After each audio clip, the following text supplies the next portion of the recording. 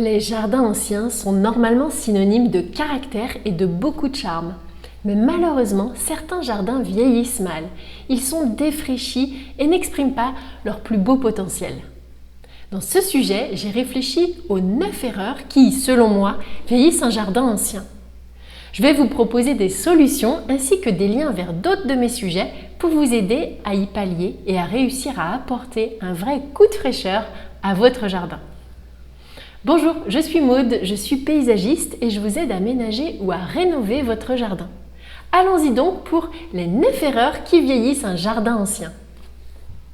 Erreur numéro 1, de vieux conifères qui dévalorisent le jardin ancien.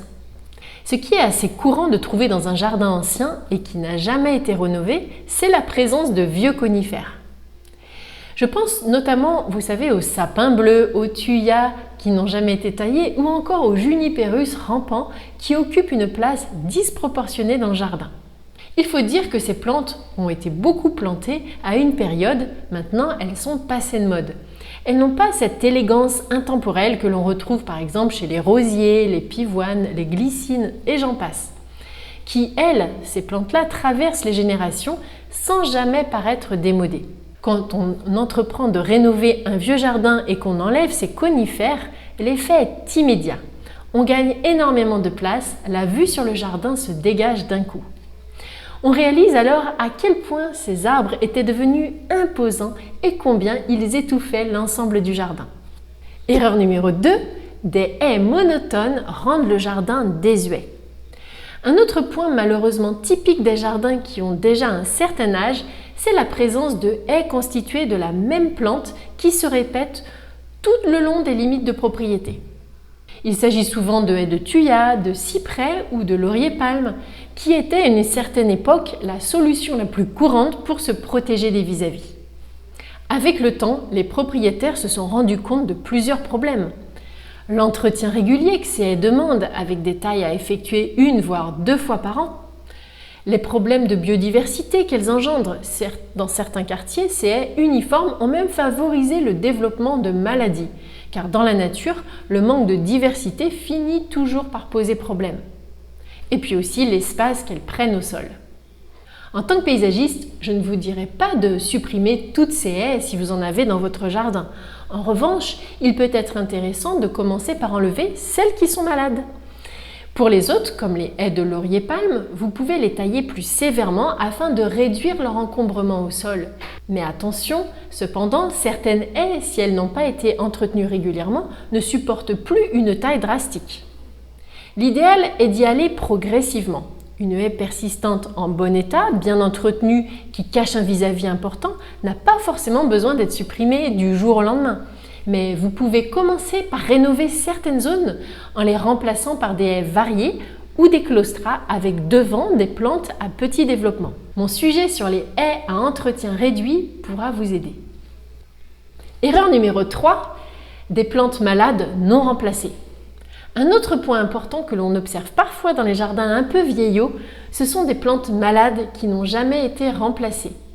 Prenons l'exemple d'un vieil arbre atteint par un champignon. Année après année, son état ne s'améliore pas.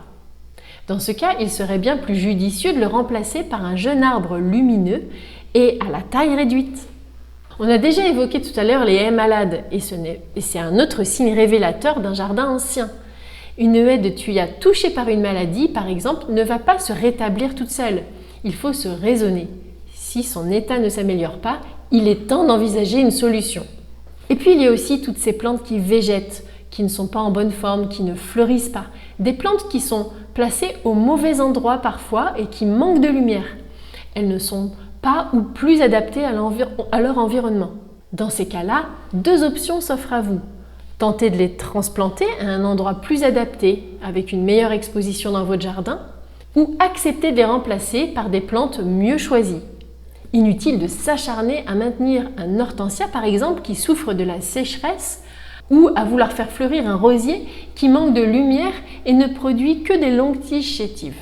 Un jardin demande quelques adaptations au fil des années. Erreur numéro 4, le manque de floraison rend le jardin ancien tristounet. On vient de parler des plantes qui ne fleurissent pas et c'est un problème assez courant dans les jardins anciens. Souvent, de grands arbres privent les plantes en dessous de la lumière nécessaire pour s'épanouir. Résultat, on se retrouve avec des massifs monotones, composés uniquement de feuillage vert, sans ces touches de couleur qui rythment les saisons. Et puis, il y a aussi un autre phénomène. Dans les jardins anciens, les propriétaires se sont contentés de planter des végétaux persistants dans les massifs qui prennent tout l'espace. Plus de place pour les petites vivaces florifères qui pourraient pourtant agrémenter les massifs et apporter un charme si particulier, celui qu'on retrouve dans les jardins romantiques ou d'inspiration anglaise. En résumé, ce sont des jardins qui, malgré leur potentiel, restent trop verts et manquent cruellement de floraison pour les égayer. Je publie régulièrement des sujets sur les plantes vivaces fleuries qui vous donneront des idées de plantes. Alors abonnez-vous et activez la petite cloche pour être prévenu de mes nouveaux sujets. Erreur numéro 5, le manque de feuillage fin dévalorise le jardin. Ce qui manque couramment dans les massifs de jardins anciens, ce sont des feuillages fins et délicats. Beaucoup de plantes se ressemblent et c'est un peu ennuyant. En particulier, on observe souvent un manque de couleur et de texture apporté par les feuillages eux-mêmes. Les graminées sont une solution avec leur feuillage fin et mobile. Elles contrastent agréablement avec des feuillages verts et persistants. Elles adoucissent l'ambiance du jardin, lui donnent une touche plus lumineuse, plus jeune, plus vivante. C'est d'ailleurs une caractéristique que l'on retrouve souvent dans les jardins anglais où ces touches de finesse et de mouvement sont très appréciées pour dynamiser les aménagements de jardins anciens. Je vous invite à voir mon sujet sur les grandes graminées ornementales, il vous sensibilisera à leur beauté. Petite interlude dans la vidéo, si vous avez besoin d'aide pour l'aménagement de votre jardin, j'ai créé un petit livret gratuit, les 9 points indispensables pour réussir ses extérieurs. Il vous permettra de partir avec les bonnes bases pour aménager votre jardin joliment et correctement. Vous y retrouverez facilement mes meilleures astuces de paysagiste que je partage sur mon blog. Pour le recevoir, c'est très simple, cliquez sur le lien en description, vous le recevrez par mail en quelques minutes. Maintenant, retournons à notre sujet. Erreur numéro 6, des bordures vieillottes un peu partout. Au niveau des matériaux extérieurs, ce que l'on retrouve beaucoup dans les jardins de nos grands-mères et qui n'est pas très harmonieux, c'est la présence de petites bordures, vous savez, de mauvaise qualité. Souvent, ces bordures ont été installées dans le but de faciliter l'entretien. Comme elles sont souvent mal posées, elles compliquent la tonte au final. Elles augmentent l'entretien au lieu de le réduire.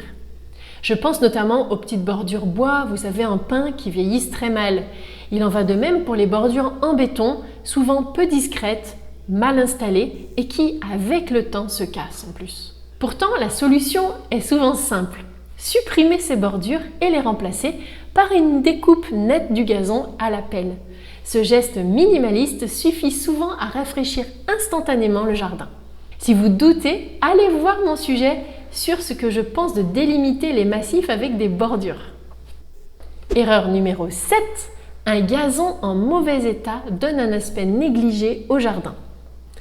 Un point qui fait toute la différence entre un jardin ancien plein de charme et un jardin défraîchi par les années, c'est l'état du gazon.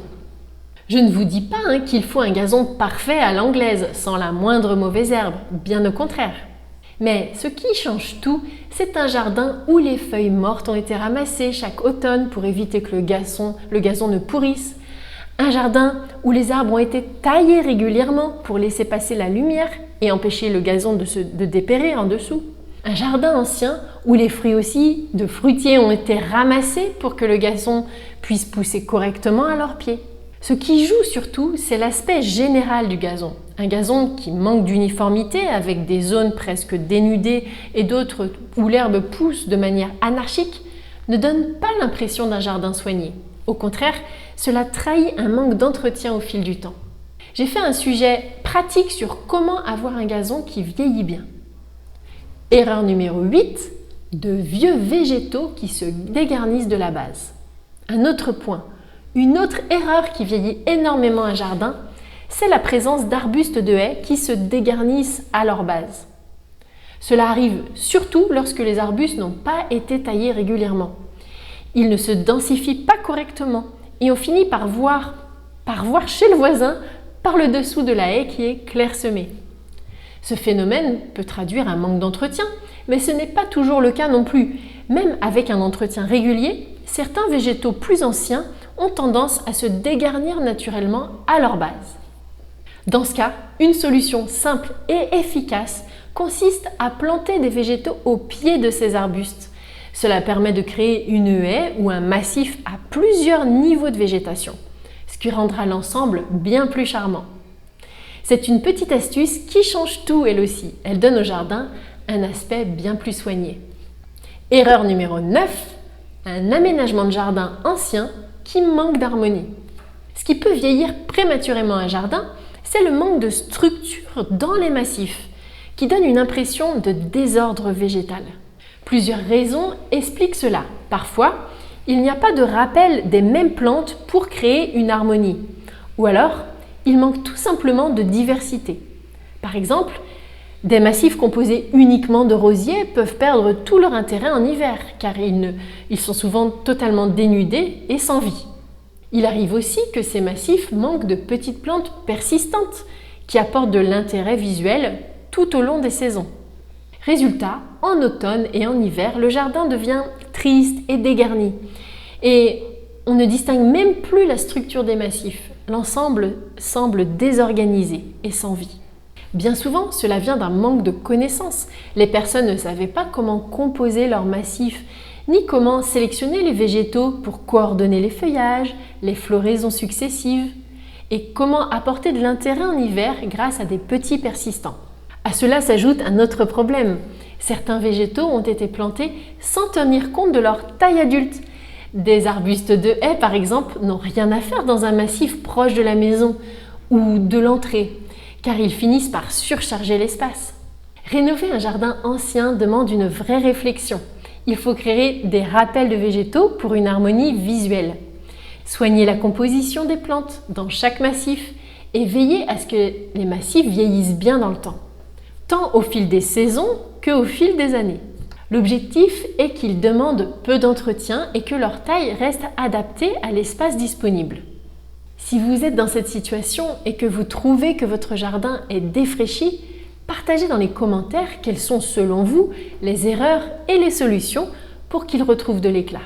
Je vous invite à suivre régulièrement mes vidéos et aussi à télécharger mon petit guide gratuit, les 9 points indispensables pour réussir ses extérieurs, si vous ne l'avez pas déjà fait. Ce lien se trouve dans les commentaires et dans la description sous la vidéo. Cela vous donnera des astuces pour réaménager votre jardin de manière harmonieuse. Je vous dis à bientôt pour un prochain sujet.